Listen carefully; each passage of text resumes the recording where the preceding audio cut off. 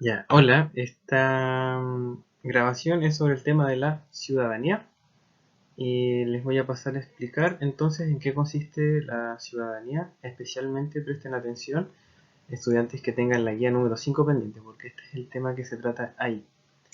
Bueno, primero, ¿qué es la ciudadanía? La ciudadanía consiste en el reconocimiento que se le hace a algunas integrantes de la sociedad a los cuales se les permite participar políticamente en la vida social.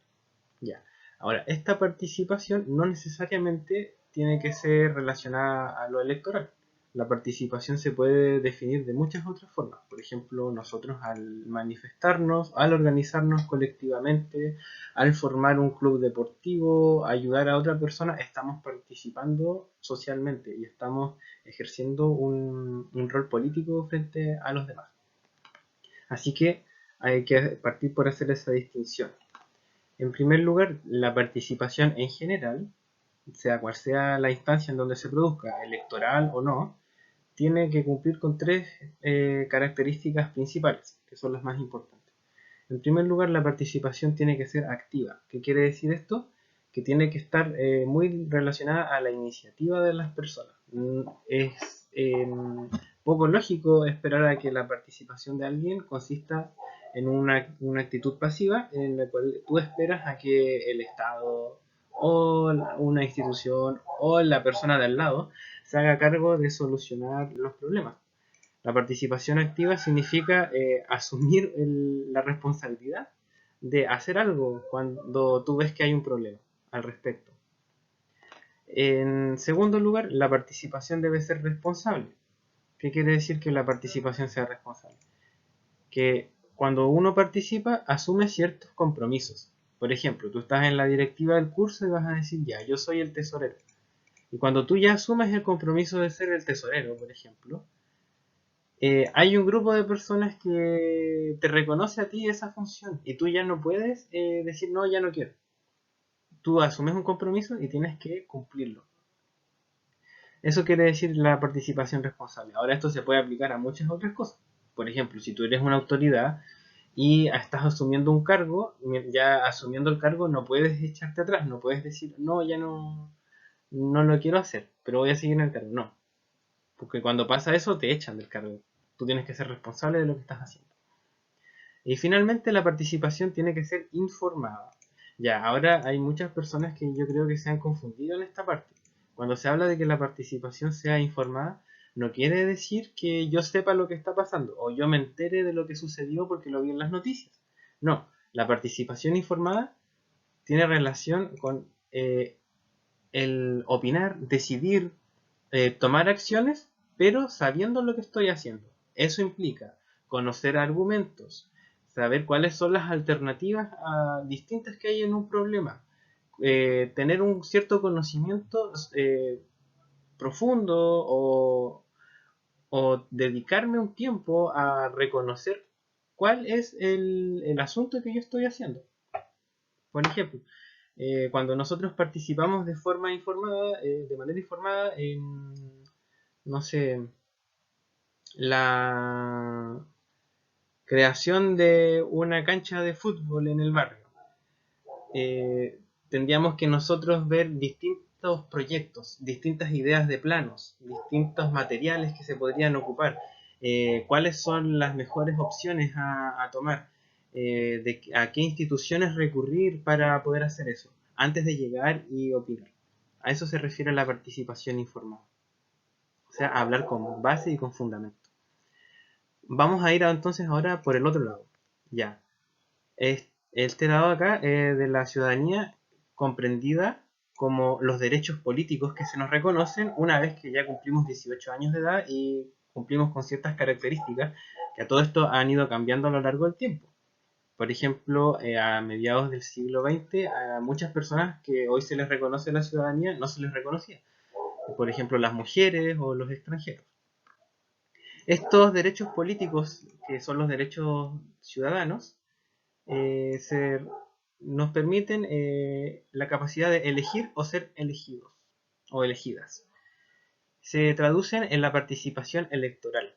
O sea, ya no es una participación tan amplia como la que habíamos hablado antes, sino que esta es una participación muy específica y que que ocurre cada 4 años en las municipalidades y cada 4 años a nivel nacional. Eh, ¿De qué se trata la participación electoral? Es el acto a través del cual nosotros vamos a delegar nuestra soberanía en las autoridades que tienen el deber de representarnos en el Estado. Y en esta participación electoral se tienen que cumplir ciertas características. En primer lugar, estas elecciones que se hacen cada cierto tiempo tienen que ser periódicas porque las autoridades no duran para siempre. Tienen que ir cambiando a medida que va pasando el tiempo para que exista una alternancia en el poder. Las elecciones igual deben ser informadas, o sea, tal como habíamos visto antes de uno llegar e ir a votar por cualquier persona, uno tiene que saber cuáles son las propuestas de los candidatos, tiene que saber a quiénes representan, cuáles son sus partidos, por ejemplo, o de qué manera sus ideas o proyectos nos afectan a nosotros y a nuestra comunidad. Eso es mucho más allá de solamente enterarse de qué día y a qué hora van a ser las elecciones. Es enterarse del tema de una manera más concreta. Y finalmente, una elección tiene que ser libre. ¿Qué significa esto? Que una elección, al ser realizada, por ejemplo, bajo un contexto de dictadura, no sé, toques de queda, amenazas a la integridad de las personas que van a votar, no podría ser válida, porque las personas no podrían emitir su voto con seguridad o sabiendo que se va a respetar su integridad personal. Entonces una elección sí o sí se tiene que dar en un contexto de libertad y de democracia y condiciones mínimas que permitan el poder hacerlo. Pasamos del tema de las elecciones ahora al tema del sufragio. El sufragio, o más conocido como el voto, es aquel instrumento que nosotros utilizamos para expresar nuestra voluntad y en quién queremos delegar nuestra soberanía, o sea, nuestra capacidad de tomar decisiones. Y el sufragio igual debe cumplir con ciertas características muy importantes. En primer lugar, el sufragio debe ser secreto, de tal modo que sea imposible luego perseguirnos en el caso de que haya ganado un candidato por el cual nosotros no votamos y sea como opuesto al gobierno que venga después. O en el caso también de que a nosotros nos quieran pagar por hacernos votar por alguien. Nosotros no podemos mostrarle el voto a nadie. En ese caso sería imposible que alguien pudiera manipular o manejar por quién votamos nosotros. El voto debe ser individual, eso quiere decir que cada voto está asignado a una persona en particular. Yo emito mi voto, tú emites tu voto, pero nadie puede emitir el voto de otra persona que no le corresponda a él o a ella. El voto es voluntario también porque debe ser hecho, o sea, no es obligatorio hacerlo desde hace algunos años atrás.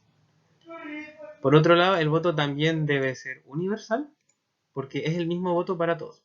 No hay votos diferentes para diferentes personas. Todas las personas emiten el mismo voto.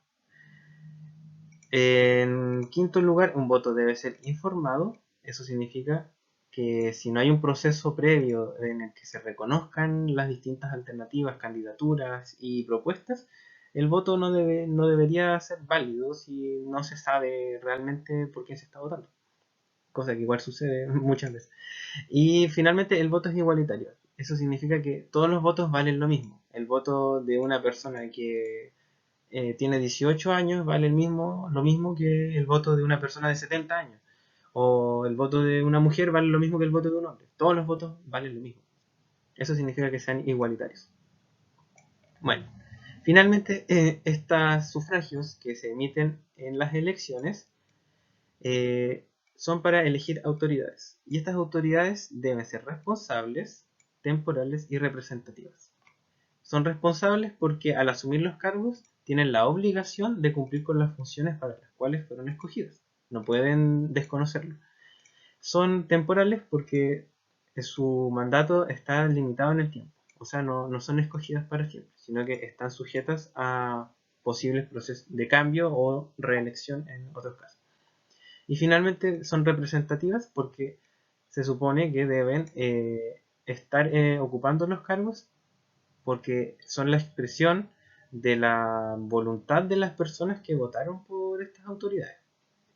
y quienes delegaron su soberanía en ellos. Entonces no se representan a sí mismos ni están ahí para vigilar sus propios intereses, sino que están para vigilar los intereses de la comunidad, de todo el grupo. Bueno, eso es el tema de la resumen de los principales conceptos en torno a la ciudadanía. Espero que nos veamos pronto y a los que tengan su guía número 5 pendiente, recuerden mandarla antes del 8 de julio.